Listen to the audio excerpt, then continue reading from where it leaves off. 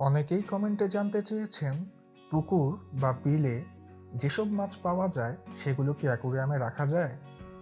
আর যদি রাখা যায় তাহলে দেখতে কেমন লাগে? আজ আমি আপনাদের সেই প্রশ্নের উত্তর খুঁজতে এনেছি পুকুর বিলের কিছু রঙিন মাছ। চলুন দেখি এগুলো অ্যাকুরিয়ামে কেমন মানায়। প্রথমেই শুরু করি খুলিশা মাছ দিয়ে। পুকুর বিলের মাছের মধ্যে অন্যতম সুন্দর মাছ এটি। এর গায়ে বাদামি, বেগুনি আর নীল রঙের দারুণ শেড রয়েছে। দেখতে সত্যিই চমৎকার।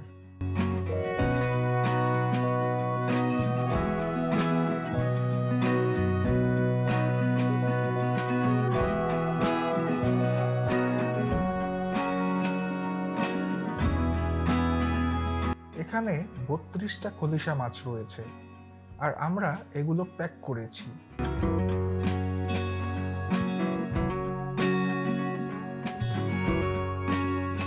এবার আসি মেনি বা রয়না মাছের কথায়। এই মাছের গায়ে বাদামি রঙের উপর কালো দাগ দেখা যায়। পুকুরে বা বিলে এই মাছ সহজেই পাওয়া যায়। আজ 2টা মেনি মাছ পেয়েছি।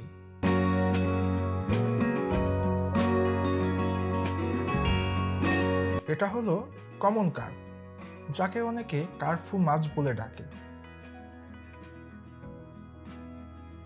এটা কমলা রঙের কার্পু মাছ। এই কার্পু মাছটা সিলভার ও কমলা রঙের কার্পু মাছের সংকর। এটাকে অনেকটা কই কার্পের মতো দেখতে। 13টা কার্পু মাছ প্যাক করা হয়েছে। এটা হলো পাঙ্গাস মাছ। অ্যাকুরিয়ামের শার্ক ফিশের সাথে এর দারুণ মিল রয়েছে। পাঙ্গাস মাছের 10টা বাচ্চা পেয়েছি, যা দেখতে দারুণ আকর্ষণীয়।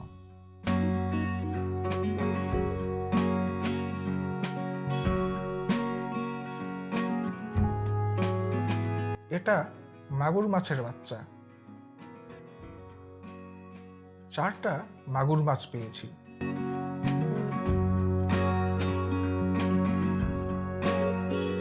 সব মাছ প্যাক করা শেষে এবার এগুলোকে অ্যাকুরিয়ামের তাপমাত্রার সাথে মানিয়ে নিতে একটু সময় দেওয়া হলো।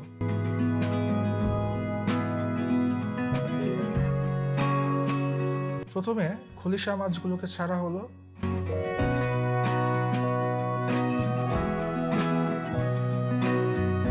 তারপর পাঙ্গাস এবং মাগুর।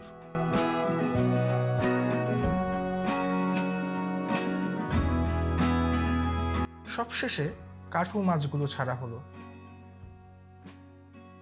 এবার মাছগুলোকে খাবার দেওয়া হলো। মাগুরগুলো সবচেয়ে বেশি খাবার খাচ্ছে। মজার ব্যাপার হলো এগুলো দেশি মাগুর নয়, অস্ট্রেলিয়ান মাগুর।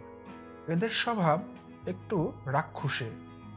খাবারের জন্য ইতিমধ্যেই নিজেদের মধ্যে ঝগড়া শুরু করে দিয়েছে। তাই এদের বড় হলে অ্যাকুরিয়াম থেকে সরিয়ে ফেলতে হবে।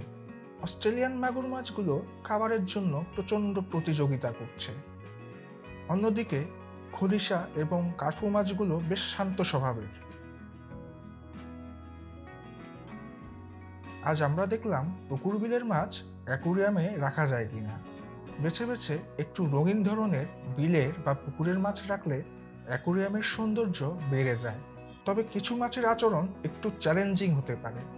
আপনাদের কি মনে হলো তা কমেন্ট করে জানান।